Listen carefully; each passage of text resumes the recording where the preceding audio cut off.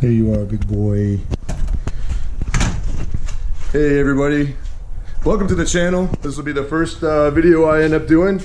I'm going to be trying to start this YouTube channel up here with my own kind of flair and everything like that. Currently, I have a 2015 Dodge Challenger Scat Pack.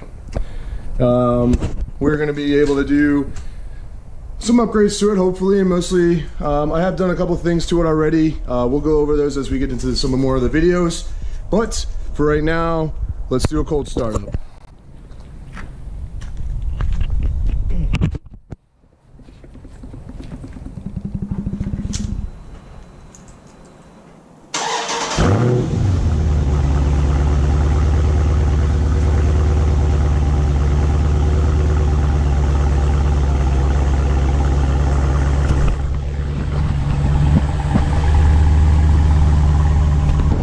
Ooh, that just sounds good. Let's go ahead and get inside this beast.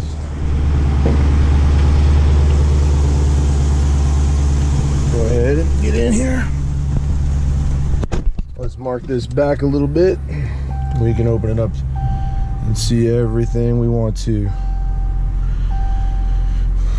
There's my nice R1, by the way. We can maybe make a video about that later, but for today we're in Scat Pack mode. So let's turn her up and get up in here.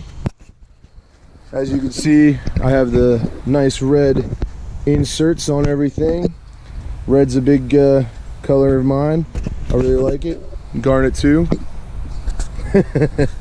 So we have the nice Scat Pack stripe on the back. Go from there. Open the other door here. I do not have the red seat belts. That is something that I do want to get in the future. Something I just like. Obviously, I'm the red guy.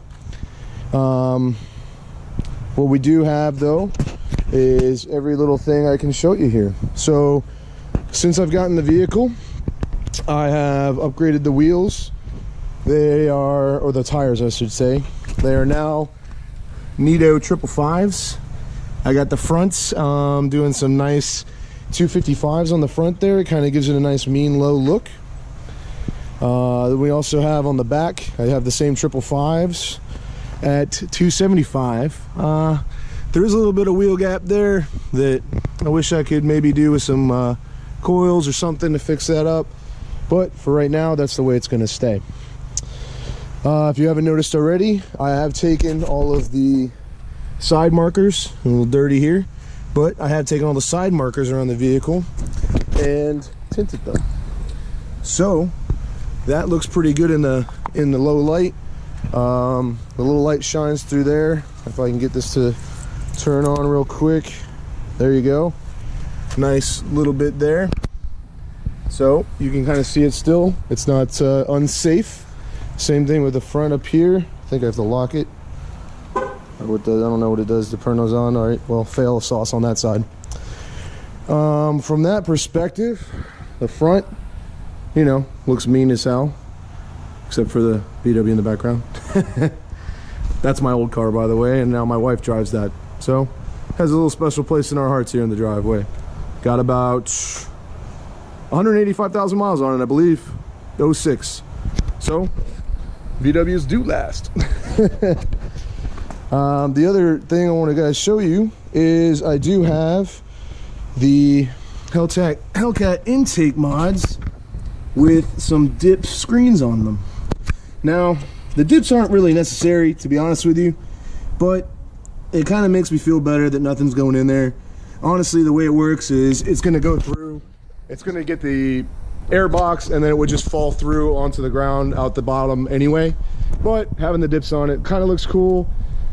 I think it's personally a good item to have just in case something crazy, somebody tries to stick their finger in there, which doesn't matter either, but it does give a nice look to the car. And obviously the super cool Scat Pack logo. Now, the only other thing that I've done cosmetically, aside from, you know, some tint, obviously, is the back tail lights.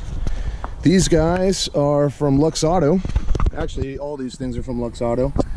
These are from Lux Auto here, and it's a vinyl screen that goes across, or not a vinyl screen, but a vinyl wrap, I guess, if you want to call it that. And you know, my car is a little dirty, but those are normally clear. So they still spray a good amount of white light for the rear backup, and we're good to go. That's what I have for that. So we'll go around the car here and get inside the engine. Little clicky click. So I'm gonna open this bad boy up and see my engine.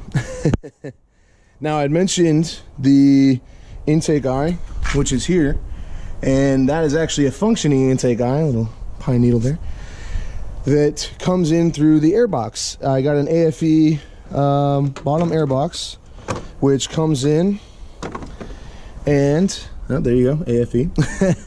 And you can see there's a little tube there with a little angle that goes straight into the bottom of the tube box, or the air box.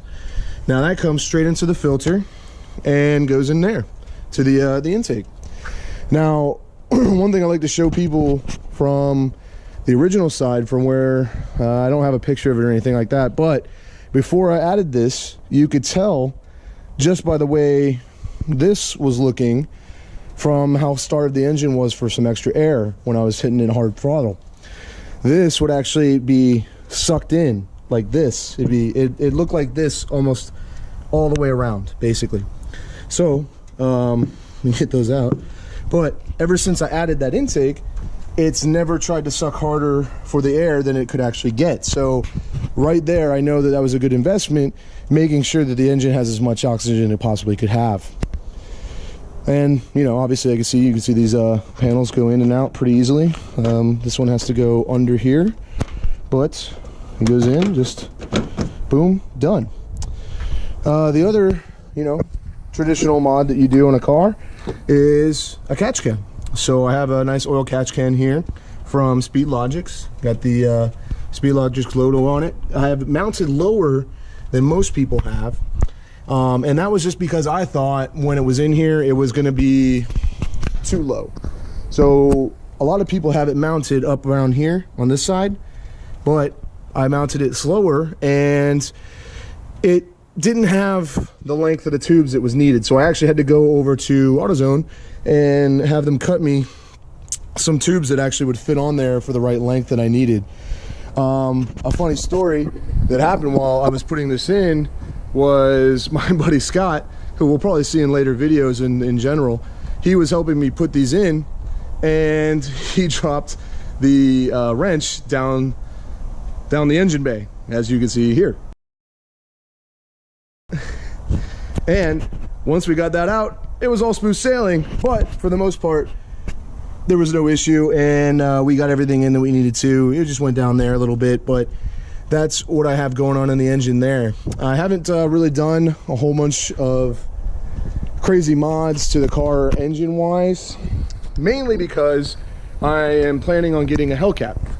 So right now I'm looking at several different Hellcats, mainly one in Utah. There's I really want, you see this garnet on me, I would like the Octane, they call it so many different names. There's Redline Red, Pearl, and then there's Octane Red, and then sometimes they call it Dark Garnet. So I think it's officially supposed to be called Octane Red.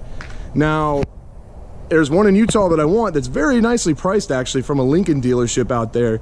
And what I really wanted to do was trade my Scat pack in. I'm a little upside down on the loan, but that's just because of the interest and all that kind of stuff, which I'm not too worried about. I'm okay with the money situation at that point. I don't want to lose it, if that makes sense. So I really want to see if I can get that and actually float 2 payments coming out. Now, I know a lot of you are thinking that, you know, floating 2 payments on a car is kind of a ridiculous thing. My honest dream when I first got a Scat pack was to get a Hellcat. Long story short, I had a couple different opportunities with job-wise where I was promoted, I got some extra income, I was able to then afford the Scat Pack. Now, almost as soon as I bought the Scat Pack, I got another good fortune and raise and promotion within my company that I was at the time, and I could immediately afford a Hellcat. Now, I didn't want to actually go and get a Hellcat right away because I thought it was kind of a waste of money with regards to having the value of this car not read up to its full potential. So I was waiting for, I made myself, I'm a waiter, so I made myself wait for 2 years. This is the second year I've had this car. And I wanted to make sure that I got a good deal, because when you're in a buyer's market, which is to say that I have the ability to wait because I don't need the car right now, you're in an advantage 100% of the time. I want to be able to say to the dealer, I want it for this price. They'll say no. Okay, well, I'll wait. The next month when you lower it another 1,000 or whatever you're going to load, or the taxes that you have, I'll take it then. Whatever they say, never take the first offer that they have, for sure. And number one, coming from Utah, these octane red ones are actually apparently pretty rare comparatively to, you know, a black or a red line red or even the B5 blue. So what I'm trying to do is making sure that I get that at the right price, and hopefully I get it so that I can have my Hellcat that I've always wanted, and I'll actually be going off and doing the upgrades that I really want. Because I want to be able to take a 707 to at least 850, 900 before I'm done with it. And the dark garnet is the color I really want. So hopefully I can do that, and we can get some more videos out of that and make sure that everybody that's watching the channel gets a fair shake of what you'd want to be able to do with a Challenger and see what goes on. For that, that's all I have for today. Thanks for watching the video. I hope you like and subscribe. Hit the action bell icon if you can, and have a great day.